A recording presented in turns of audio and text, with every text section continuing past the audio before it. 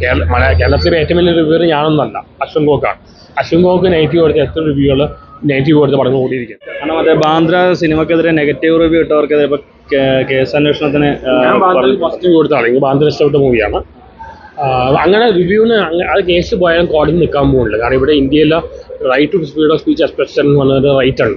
അത് ഉള്ളോളം കാലം, ഓപ്പറേഷൻ സ്വാതന്ത്ര്യം ഉള്ളോളം കാലം ഇവിടെ എന്ത് കേസ് പോയാലും അത് വിധി എന്തായാലും നെഗറ്റീവായിട്ട് വരും, ഉദ്ദേശങ്ങൾ വരില്ല.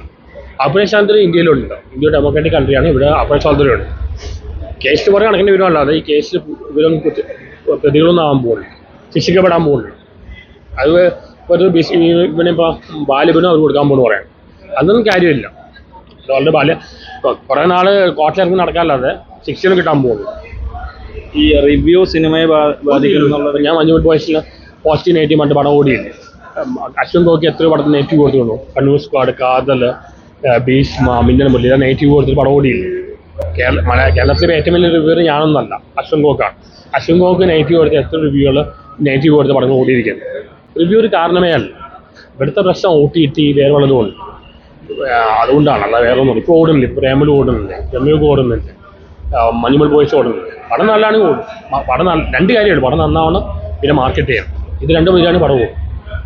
മഞ്ഞുമൽ ബോയ്സിനെതിരെ അറട്ടൺ നെഗറ്റീവ് റിവ്യൂ ആണല്ലോ പറഞ്ഞത്. ഞാൻ രണ്ടും പറഞ്ഞിട്ടുണ്ടായിരുന്നു. ഞാൻ പറയാം, എനിക്ക് ക്ലൈമാക്സ് ഇഷ്ടപ്പെട്ടു. സിനിമാറ്റോഗ്രാഫി നല്ലതാണ്.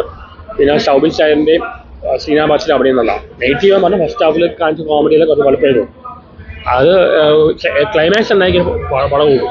ക്ലൈമാക്സ് എന്നതിൻ്റെ വന്നു കഴിഞ്ഞാൽ പടം കൂടും. ആ ഒരു ഫിലിമിൽസ് ഓടിയത് തമിഴ്നാട്ടിൽ ഓടാൻ കാരണം ബിക്കോസ് അത് ഭയങ്കര ഇമോഷണൽ ഫിലിമായി ഉണ്ടാകും.